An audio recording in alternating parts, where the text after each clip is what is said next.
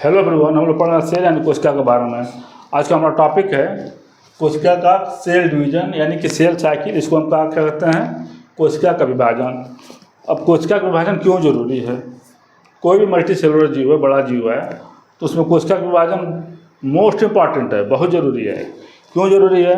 क्योंकि कहीं कट गया, जल गया, कोई चोट लग गई तो उसमें क्या होता है कि सेल डेथ कर जाता है, सेल मर जाता है। तो जो कोशिका मर जाती है उसको जगह पर नया कोशिका का निर्माण होगा, तभी तो वो घाव भरेगा, तभी तो वो घाव ठीक होगा। और उसमें क्या होता है, एक कोशिका दो कोशिका विभाजित हो जाती है, दो कोशिका चार कोशिका विभाजित होते हैं, 4 8 में। ऐसे क्या होता है, सेल डिवीजन करके उस घाव को भर देती है। पूरे बॉडी किससे बनी हुई है? कोशिकाओं से मिलकर बनी हुई है। तो कोशिका जब डिवीजन होगा तभी तो बॉडी भरेगी, जो घाव होगा वो भर जाएगा। तो अब होता क्या है, ये cell division is the process by which cell reproduce themselves. इसमें क्या होता है, कोशिका अपने आप में एक कोशिका दो कोशिका में डिवाइड हो जाती है, दो कोशिका 4 में 4 8 में डिवीजन होती जाती है और अपने आप में डिवीजन करती है। क्योंकि कोशिका क्या होता है, यूनिट ऑफ लाइफ होती है, जीवन की इकाई होती है। कोशिका क्या होता है कि अपने आप में ही एक जीवन है, इसीलिए वो अपने आप सेल डिवीजन कर जाता है। अपने आप में एक कोशिका दो कोशिका में रिप्रोड्यूस हो जाती है, दो कोशिका में बन जाती है। और ये कोशिका डिवीजन कितने प्रकार का होता है? पहला होता है 2 kinds of cell division are recognize. दो तरह के कोशिकाओं को हम लोग जानते हैं कि 2 तरह की कोशिका डिवीजन होती है। पहला क्या है, माइटोसिस डिवीजन। इसको क्या कहते हैं, हम सोमेटिक सेल डिवीजन भी कहते हैं।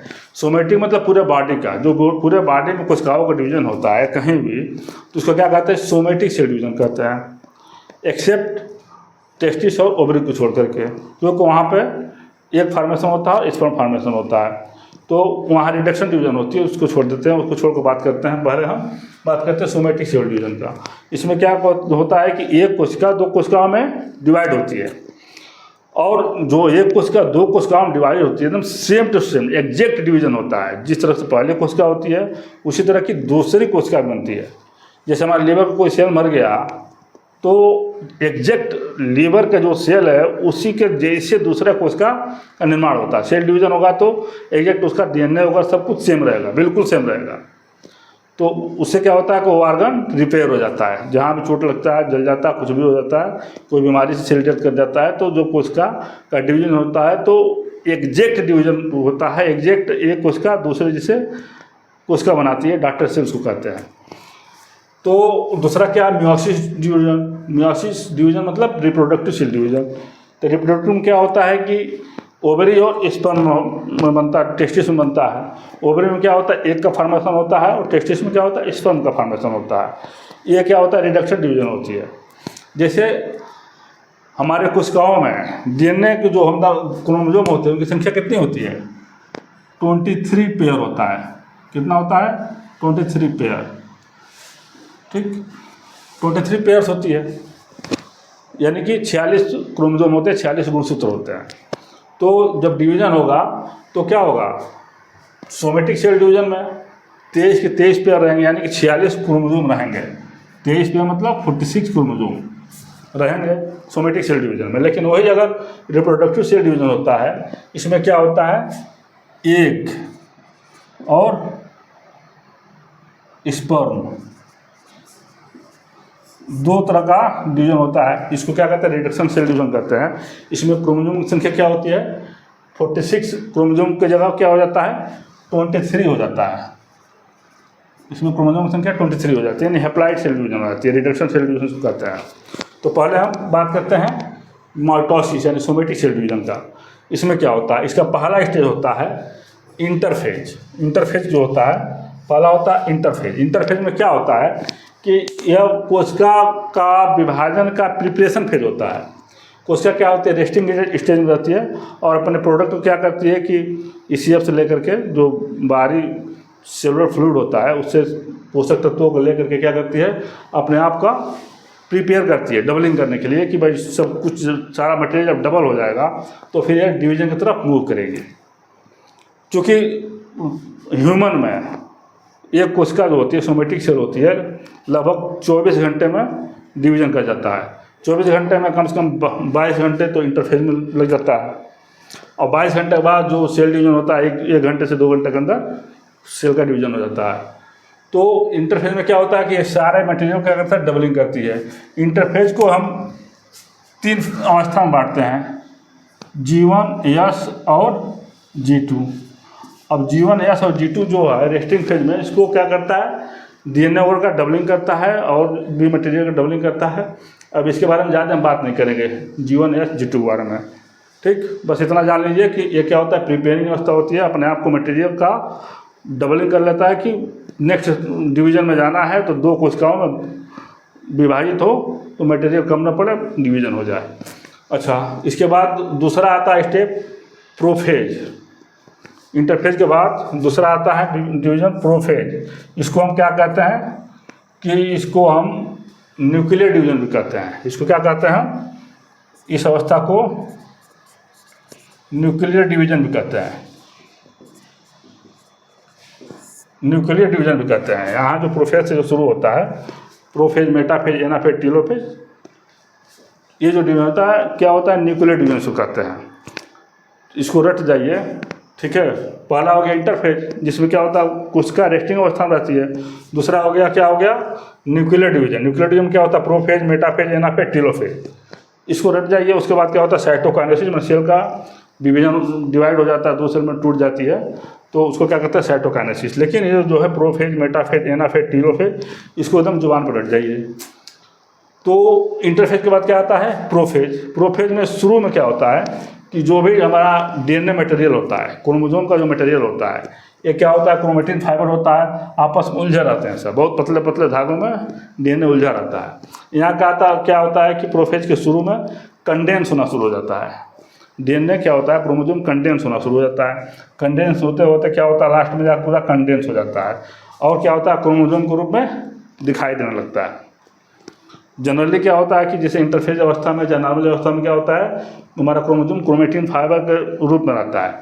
लेकिन प्रोफेज में क्या होता है, ये कंडेंस होकर के क्रोमोसोम के रूप में दिखाई देने लगता है। और जब कंडेंस हो जाता है तो फिर क्या होता है, इसमें स्पिंडल फाइबर बन जाता है। प्रोफेज के बाद आता है मेटाफेज। मेटाफेज में क्या होता है कि जो हमारा क्रोमोसोम है, बिल्कुल मिडिल में क्या होता है कि स्पिंडल फाइबर की वजह से बिल्कुल मिडिल में दोनों तरफ से स्पिंडल फाइबर 2 पोल पर हो जाते हैं। दक्षिणी मान लो, उत्तरी मान लो, चाहे जो भी पोल मान लो, 2 पोल की तरफ हो जाता है स्पिंडल फाइबर सेंट्रोसोम की वजह से। और स्पिंडल फाइबर क्या करता है, इसको बीच में पूरा खड़ा हो जाता है और दोनों तरफ से स्पिंडल फाइबर क्या करता है, इसको सेंट्रोमियर जो होता है, सेंट्रोमियर से इसको तोड़ने के लिए खड़ा करते हैं, 2 जगह डिवाइड हो जाए, ठीक है। तो ये होता है मेटाफेज। मेटाफेज के बाद क्या आता है, एनाफेज। एनाफेज में क्या होता है कि सेंट्रोमियर की वजह से, जो सेंट्रोमियर होता है बीच वाला होता है, इसको सेंट्रोमियर कहते हैं। सेंट्रोमियर से जुड़े रहते हैं हमारा क्रोमोसोम जो होता है। जैसे क्रोमोसोम हमारा हो गया, 2 क्रोमोसोम हो गया, तो 2 क्रोमोसोम हो गया, तो एक को क्या कहते हैं हम, क्रोमेटिड कहते हैं। एक को क्या कहेंगे, एक जो सिंगल होगा इसको क्या कहेंगे हम, क्रोमेटिड, इसको कहेंगे क्रोमेटिड। और 2 मिलकर क्या होता है, क्रोमोसोम में जाते हैं 2 क्रोमेटिड मिलकर के। तो क्रोमेटिड पर से जो सेंट्रोमियर से क्रोमेटिड जुड़ा हुआ है, तो क्या होता है कि एनाफेज में एक क्या टूट जाता है, अर्ली में टूट करके दोनों पोल की तरफ मूव करने लगता है, जाने लगता है, और लास्ट में क्या होता है, दोनों पोल की तरफ चला जाता है।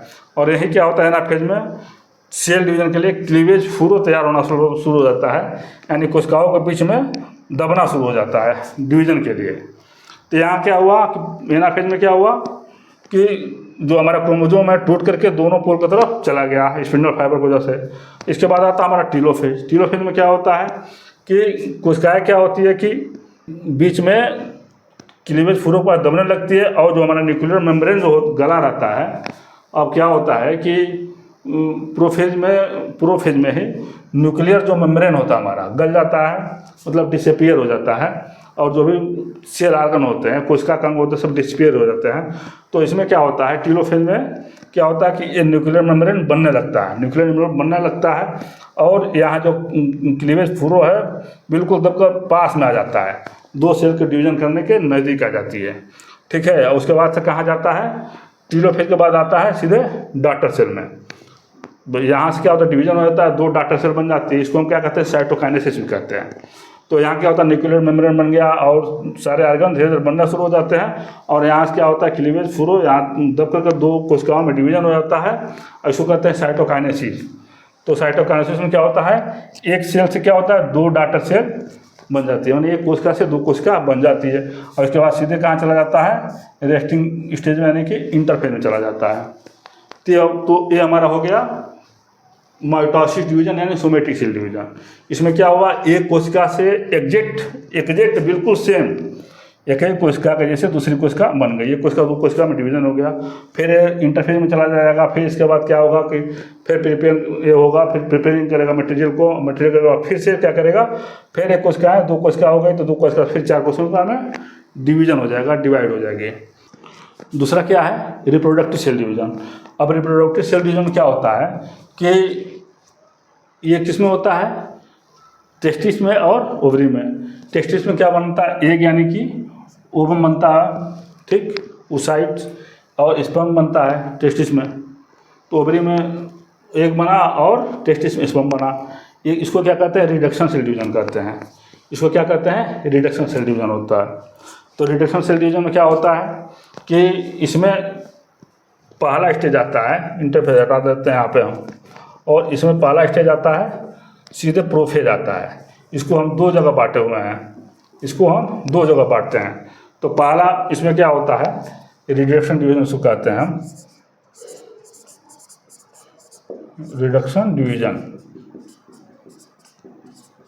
अब रिडक्शन डिवीजन में क्या होता है कि इसको 2 स्टेज में बांटा जाता है। रिडक्शन में पहला होता है रिडक्शन डिवीजन, तो प्रोफेज जिसको कहते हैं first, metaphase first, anaphase first और टीलोफेज फर्स्ट, ठीक। तो रिडक्शन डिवीजन को हम 4 भागों में बांट दिए, किसमें, प्रोफेज फर्स्ट, मेटाफेज फर्स्ट और एनाफेज फर्स्ट और टीलोफेज फर्स्ट। तो कोशिका क्या होता है कि रिडक्शन डिवीजन में स्पर्म एग में क्या होता है कि इसमें प्रोफेज फर्स्ट में क्या होता है कि इसमें क्रॉसिंग ओवर होता है। प्रोफेज फर्स्ट में क्या होता है, क्रॉसिंग ओवर होता है। तो इसमें क्या होता है, क्रॉसिंग ओवर में जो होता है जैसे 2 सेम, जैसे 23 पेयर क्या है हमारे, 23 पेयर हमारा क्या है, क्रोमोसोम है। 23 पेयर में एक पेयर क्रोमोसोम कैसा हो गया, ये हो गया, एक पेयर क्रोमोसोम ये हो गया और दूसरा पेयर क्रोमोसोम ये हो गया, ठीक। तो ये क्या होता है, दोनों आपस में मिल जाते हैं, मिल करके क्या करते हैं, क्रॉसिंग ओवर करते हैं। ये दोनों मिल जाएंगे आपस में और क्या करेंगे, क्रॉसिंग ओवर, ठीक। जेनेटिक क्रॉसिंग ओवर में क्या करते हैं, जेनेटिक मटेरियल को आदान प्रदान कर लेते हैं, ठीक है। इसके बाद इसका क्या होता है, रिडक्शन डिवीजन होता है। तो इसके बाद क्या होता है, इसको हम डिटेल में नहीं जाएंगे क्रॉसिंग ओवर में, ठीक है, इसको बाद में तो बताएंगे, ठीक है। तो इसमें क्या होता है, प्रोफेज में क्या होता है, क्रॉसिंग ओवर हो जाता है, जेनेटिक मटेरियल का एक्सचेंज हो जाता है। उसके बाद क्या होता है, चला जाता है मेटाफेज फर्स्ट में। मेटाफेज फर्स्ट में फिर वही होता है, जैसे प्रोफेज फर्स्ट में क्या हुआ कि हमारा क्रोमोसोम कंडेंस हुए, लेकिन इसमें क्रॉसिंग ओवर होने के बाद तो मेटाफेज फर्स्ट में भी क्या होता है कि ये इक्वेटोरियल में बीच में लाइनिंग में सारे क्रोमोसोम आ जाते हैं और स्पिंडल फाइबर तैयार हो जाता है। और उसके बाद से क्या होता है, एनाफेज में ये दोनों जो हमारा क्रोमोसोम होते हैं टूट करके अलग हो जाते हैं, अलग होकर के दोनों ध्रुवों की तरफ चले जाते हैं, विपरीत पोल को चले जाते हैं, और जाकर के टीलोफेज में क्या होता है, फिर डिवीजन हो जाते हैं। एक कोशिका 2 कोशिका में डिवीजन हो जाती है, ठीक। तो प्रोफेज फर्स्ट में क्या हुआ, एक कोशिका 2 कोशिका में डिवीजन के कगार पर चली गई, और एक कोशिका 2 कोशिका में डिवीजन होकर डाटा सेल बन गई, ठीक। डाटा सेल बन गई, फिर इन दोनों कोशिकाओं का डिवीजन होगा, ठीक। तो जब दोनों कोशिकाओं फिर डिवीजन होना शुरू होगा, जिसको हम कहते हैं prophase second, metaphase second, anaphase second और टीलोफेज सेकेंड, ठीक। फिर इसका इन दोनों कोशिकाओं का क्या होगा, वही प्रोसेस होगा, prophase second, metaphase second, anaphase second और टीलोफेज सेकेंड। तो फिर क्या होगा, 2 कोशिकाएँ 4 कोशिकाएँ बना देंगी, 2 कोशिकाएँ क्या बनाएंगी, 4 कोशिकाओं में बन जाएगा। तो क्या होता है कि माइटोसिस डिवीजन में एक कोशिका 2 कोशिका में डिवीजन होती है, और मियोसिस डिवीजन या रिप्रोडक्टिव सेल डिवीजन में क्या होता है कि एक कोशिका 4 सेल में डिवीजन होती है।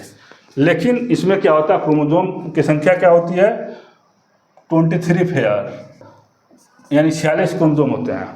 लेकिन यही मियोसिस में क्या होता है कि 23 क्रोमोसोम रह जाते हैं, 23 क्रोमोसोम हो जाते हैं, रह जाते हैं, सिंगल रह जाते हैं। ठीक है, इसमें 23 पेयर में नहीं रहते, सिंगल क्रोमोसोम रह जाते हैं। ठीक है, तो इसमें क्या हो जाता है, इसको हैप्लॉइड सेल डिवीजन भी कहते हैं। तो क्या होता है कोशिकाओं में, इसमें 23 केवल क्रोमोसोम रहेंगे इसमें, लेकिन वही सोमेटिक सेल डिवीजन क्या होगा, 23 पेयर क्रोमोसोम रहेंगे। तो आशा करता हूँ कि आप लोग को सेल डिवीजन समझ में आ गया होगा, और फिर हम मिलते हैं नेक्स्ट वीडियो में। Okay, thank you.